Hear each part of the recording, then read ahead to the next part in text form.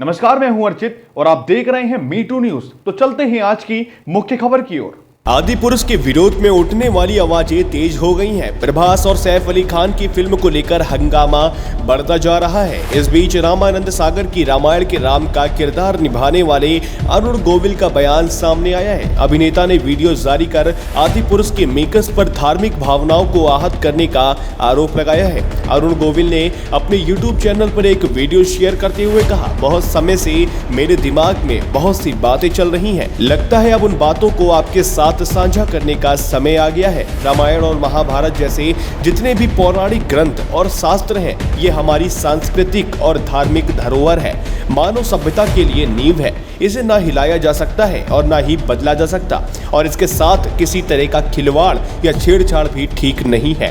अरुण गोविल कहते हैं, हमें हमारे शास्त्रों से संस्कार मिलते हैं, जीने का आधार मिलता है। हमारी ये धरोहर ही हमें जीने की कला सिखाती है। हमारी संस्कृति विश्व की सबसे प्राचीन संस्कृति है। ऐसे में इसके साथ छेड़छाड़ करना धार्मिक भावनाओं को आहत करना है। कोरोना में दिखी धार्मिक शक्ति पर बात करते हुए अरुण गोविल कहते हैं, जब 2.5 साल पहले आए कोरोना ने हमारी धार्मिक मान्यताओं को मजबूत कर दिया है। इतना ही नहीं, कोरोना के दौरान जब एक बार फिर से रामायण का प्रसारण शुरू हुआ था तो उसने विश्व रिकॉर्ड बनाया था। 35 साल पहले बनी रामायण को हमारी युवा पीढ़ी ने पूरी श्रद्धा और आस्था से देखा। फिल्म आदिपुरुष के मेकर्स पर निशाना साधते हुए अरुण गोविल कहते हैं, आपको हमारी नींव, जड़ और धार्मिक संस्कृति से छेड़छाड़ करने का कोई अधिकार नहीं है। आप क्रिएटिविटी के नाम पर धर्म का मजाक नहीं बना सकते। वीडियो के अंत में अरुण गोविल ने प्रधानमंत्री नरेंद्र मोदी को धार्मिक और ऐतिहासिक धरोहर को पहचान दिलाने के लिए शुक्रिया भी कहा। नमस्कार। 4 दिन पहले जब फिल्म आदिपुरुष का टीजर रिलीज हुआ, तब से लेके अभी तक चारों तरफ एक हंगामा है, एक शोर है। फिल्म इंडस्ट्री में, चैनल्स में, जर्नलिज्म में, एडवर्टाइजर्स में, संत समाज में, चारों तरफ एक शोर है। चारों तरफ डिबेट्स हो रही हैं, चारों तरफ भली बुरी बातें कही जा रही हैं। मेरे पास भी सैकड़ों फोन आए होंगे, सभी चैनल्स से फोन आए, जितने सभी जर्नलिस्ट हैं, बड़े बड़े जर्नलिस्ट, और सभी के फोन आए। They wanted my reaction on that, on the teaser, कि आपको कैसा लगा, आपके क्या रिएक्शन है, आप क्या सोचते हैं इस बारे में। मैं आपको सच बताऊं, मैंने एक भी शब्द किसी से नहीं कहा, मैंने बात ही नहीं की उस विषय में। मैंने कहा नहीं, मुझे कुछ नहीं कहना है। लेकिन मुझे लगा कि मुझे आपसे कुछ बात तो करनी चाहिए, आपसे करनी चाहिए। मेरे मन में बहुत सारी बातें बहुत सारे समय से आती रही हैं, और इस हंगामे को लेकर, इस इशू को लेकर मुझे लगा कि शायद ये सही समय है जब मैं अपनी बातें आपके साथ शेयर कर सकूं। दोस्तों, ध्यान से सुनिएगा। रामायण, महाभारत, श्रीमद् भागवत जैसे जितने भी ग्रंथ हैं, शास्त्र हैं, ये हमारी सांस्कृतिक और धार्मिक धरोहर है। यह हमारी संस्कृति है, यह हमारी जड़ है।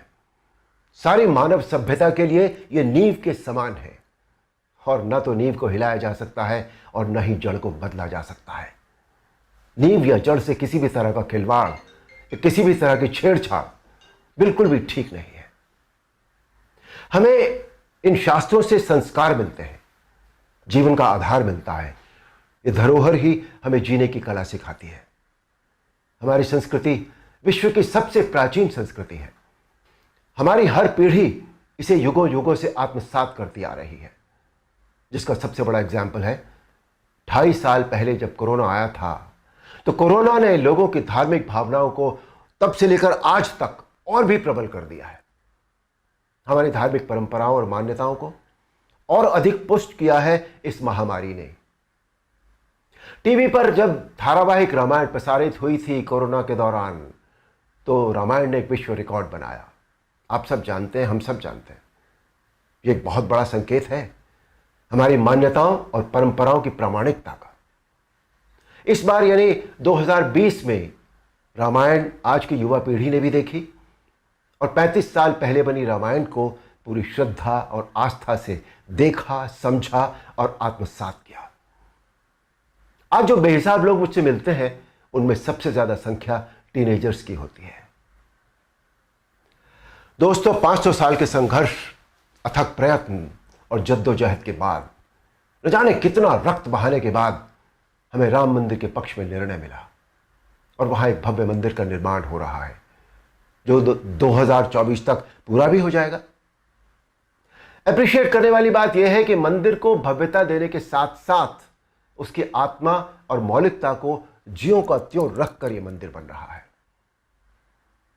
हमें अपनी सभी सांस्कृतिक और धार्मिक धरोहरों और मान्यताओं को जैसी वो है वैसी ही बनाए रखना चाहिए।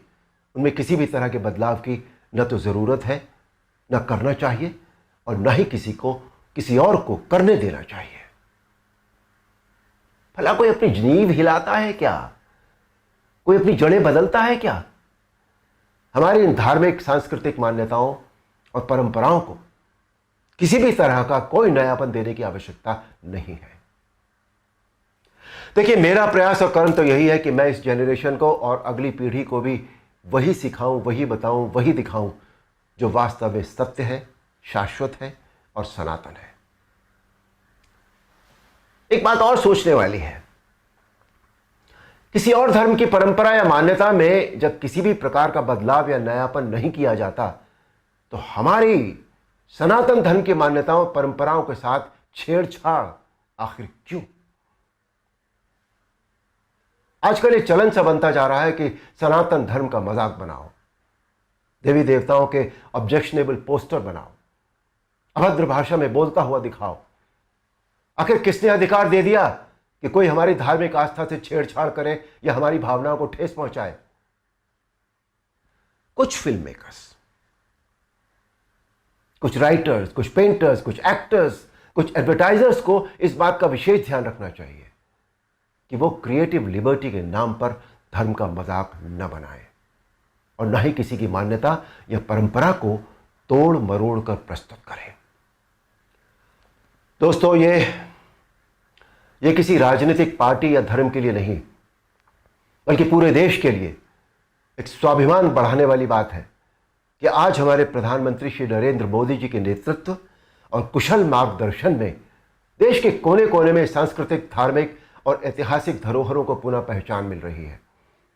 स्थान स्थान पर कॉरिडोर बनाए जा रहे हैं जिनसे हमारी इन धरोहरों की रक्षा भी हो रही है, उनका पुनर्निर्माण भी हो रहा है, साथ ही उनकी मौलिकता भी यथावत रखी जा रही है।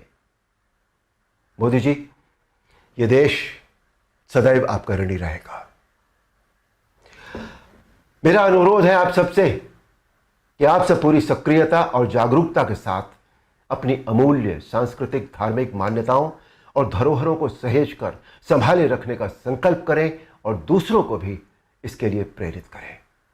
धन्यवाद। नमस्कार।